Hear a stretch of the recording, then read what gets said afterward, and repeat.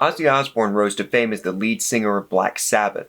He was fired from that band in 1979, leading him to start a wildly successful solo career, beginning with 1981's Blizzard of Oz. Osbourne's last solo album, Scream, was released in 2010. Since then, he was primarily focused on recording Black Sabbath's final album and that band's farewell tour. But with that completed, Osbourne decided to work on new solo material. He teamed with Andrew Watt to produce the record. The two formed a band to record the album with Osbourne on vocals, Watt on guitars, Duff McKagan of Guns N' Roses on bass, and Chad Smith of the Red Hot Chili Peppers on drums. There are additional musicians and guest stars, but those four are the main performers. Ordinary Man was released on February 21st, 2020.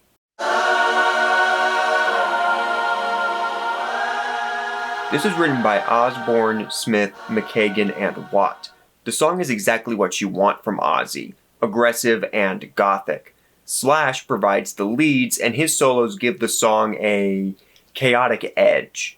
The riff is great, and McKagan's bass work is cool. In terms of production, it's a little noisy, but the instruments have a little more breathing room than in some other recent albums by older rock and metal artists. This was written by Osbourne, Smith, McKagan, Alexander Tamposi, and Watt. The chorus riff is very cool and the lead work is great. It's a wonderful song. In the lead up to this album, it was hard to avoid the reports of Osbourne's health. A lot of the lyrics on this album are very self-reflective and almost feel like a goodbye. It's really powerful stuff.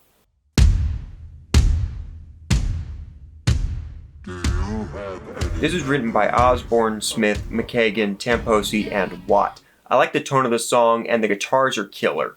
It's a solid song, but it doesn't stand out to me until the tempo picks up around the 2-minute mark. That section of the track is great.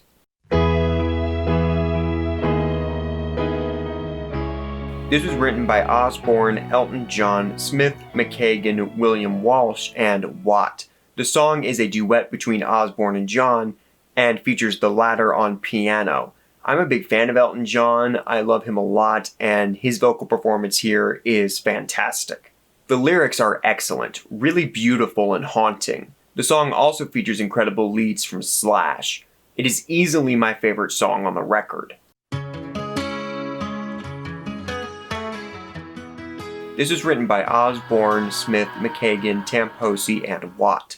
The song features terrific lyrics, and I love the soft sadness of the verses versus the angry despair of the chorus. The track also features a great solo.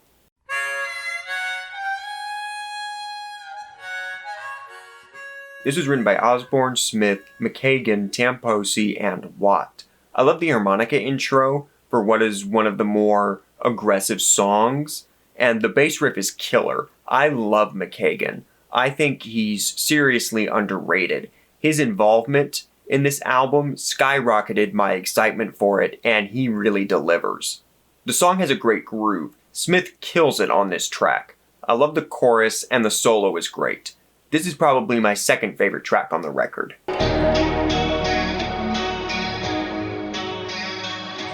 This is written by Osbourne, Smith, Tamposi, and Watt. I like the tone, and the lyrics are great.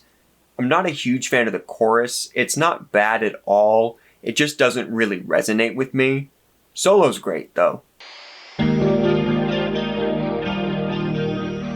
This was written by Osbourne, Smith, McKagan, Tamposi, and Watt. I like the build from the slow verses into the big chorus. It's a fun song with great musicianship, especially McKagan's bass.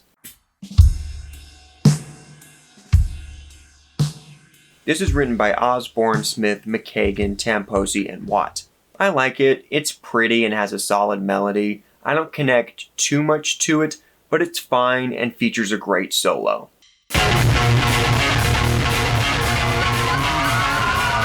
This is written by Osbourne, Post Malone, Louis Bell, Smith, Tamposi, and Watt. It features Post Malone on lead vocals alongside Osbourne. I hate the sound. It's some of the worst brickwalling I've ever heard and is deeply unpleasant to listen to. Whatever potential the song has is destroyed by the presentation. The riff would be cool if it didn't sound like ass. God, it's only 4 minutes long, but it feels like 8. This song annoys the shit out of me and is the worst track on the album.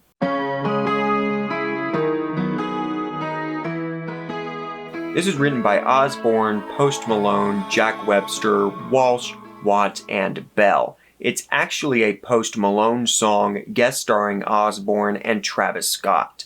It was featured on Post Malone's third album and was included as a bonus track on Ordinary Man on every release except for the vinyl version. This just isn't my thing. I honestly don't know how to evaluate it outside of my own feelings, which are none. I get nothing out of this song. If Ozzy wasn't on it, I would never have listened to it, and I have no interest in hearing it ever again after I'm done with this review. Good guitar solo, though.